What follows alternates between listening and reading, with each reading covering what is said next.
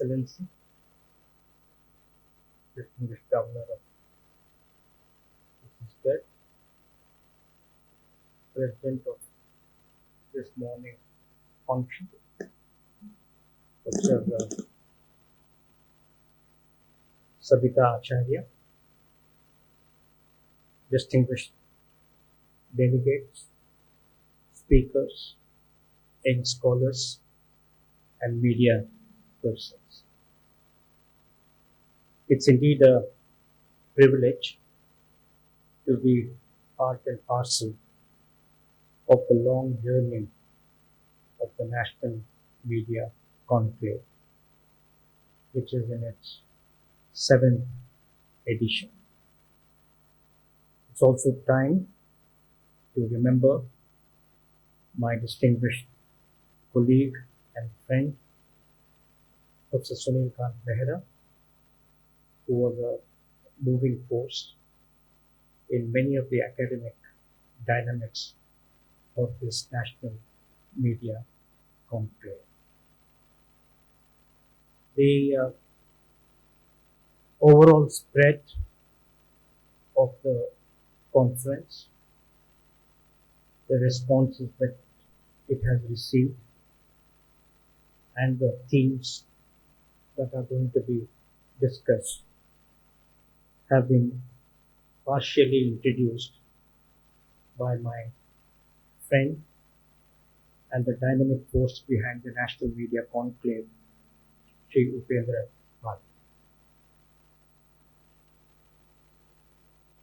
As far as the theme is concerned, we can have a very celebratory approach to the dynamics of digital technology, media, and democracy.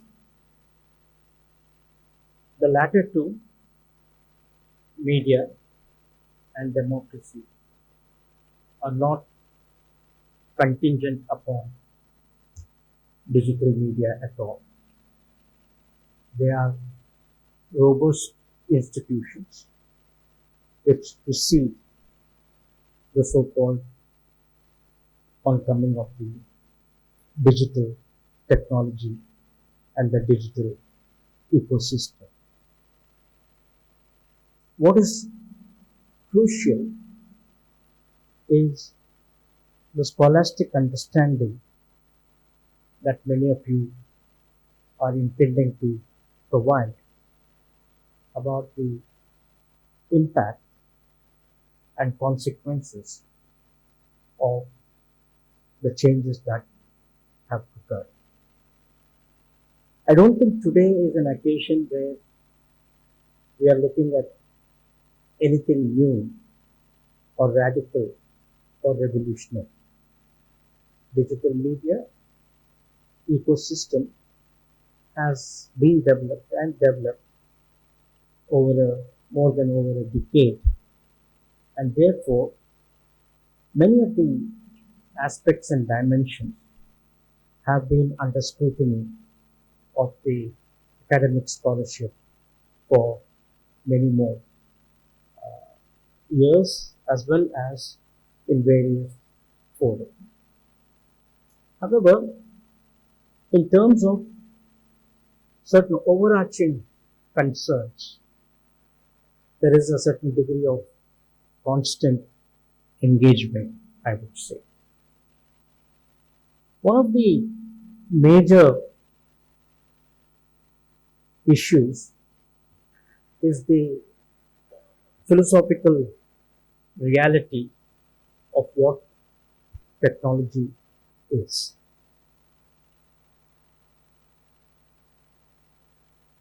All communication systems, basically,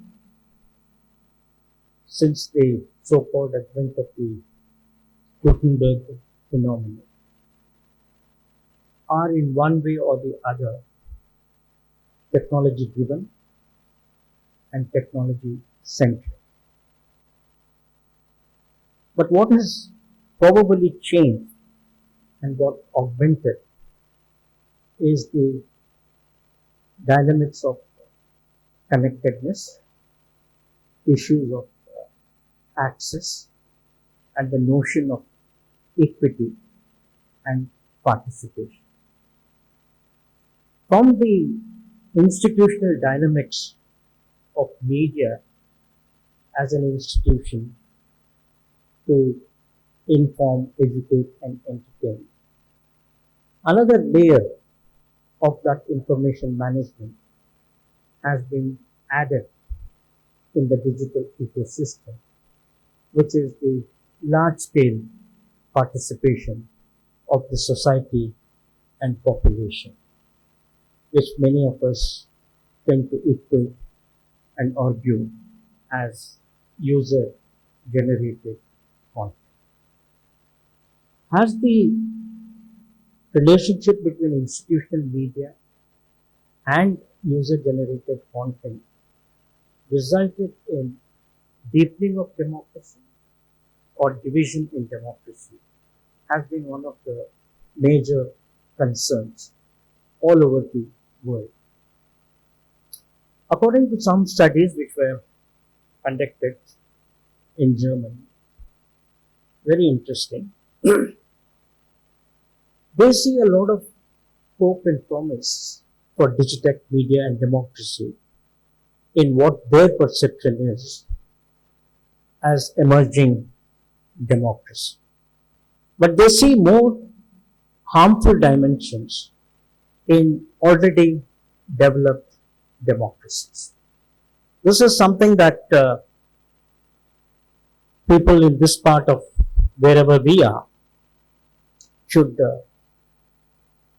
receive it with some amount of either optimism or some amount of caution. Optimism because has it enriched and enhanced democracy.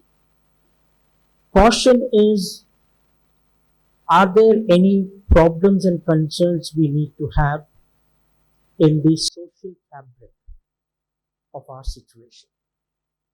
I won't try to qualify whether the social fabric is fragile or robust. It's a matter of judgment and scholarship among sociologists and others. But the social fabric and the impact of digitech and by extension social media has come into a number of important discussion points in our context and also in South Asian context.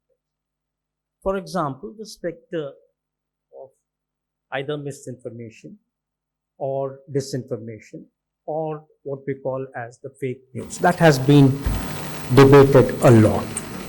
Second one is the institutional dynamics of regulation that the legacy media had and what kind of institutional dynamics is required for social media is another point of discourse. Now, if we harp upon communication, impact, and democracy only, then the discussion gets confined to the nature of democracy and the nature of awareness and the nature of spread and the nature of participation by the people in the democratic process. But what we also have tried to do is to enlarge the scope of digitech and media. For example, one of the important consequences which we all realize more so during the COVID was the reality of digitech, which could address the requirements of a virtual education we were compulsively thrown into. So, somewhere I heard in a lighter vein, people saying thanks to COVID. People immediately got alarmed and say, what are we trying to say thanks to COVID? But I think the speaker or the reference was mainly to how by default the education system adapted to the requirements of continuity of education. I'm not here trying to say that India took a major lead, etc. This is not the forum for us to say who took the lead, etc. But the fact remains that some of us in this room, particularly in higher education, particularly dealing with journalism and mass communication, had to contend with the notions of delivery of higher education for a subject that is not just theory but is also practical. So that is one issue that we looked into, where there are people who are going to talk about it. The second issue, of course, is regulation and access, on which there will be a lot of papers and presentations.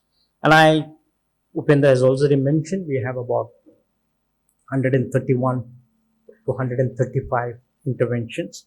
And I see a lot of promise in youngsters focusing on certain specifics, cinema, effect, impact, etc., and also certain philosophical issues.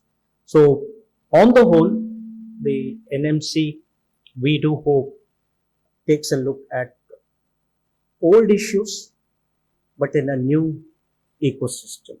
The old issues remain, they have not yet gone. And how do we strengthen the old traditions of democracy in the new digital ecosystem is also a challenge that youngsters are facing today. And I'm sure that this forum and this conclave is going to provide some insights to the emerging scholars. I see NMC always as an opportunity for young and middle level scholars to go beyond what they have learned so far and develop new frontiers.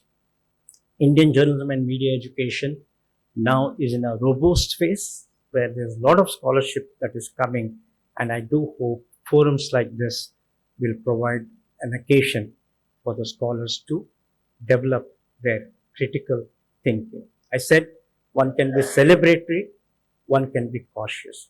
Celebratory is what the technology companies do. Cautious is what scholars can do.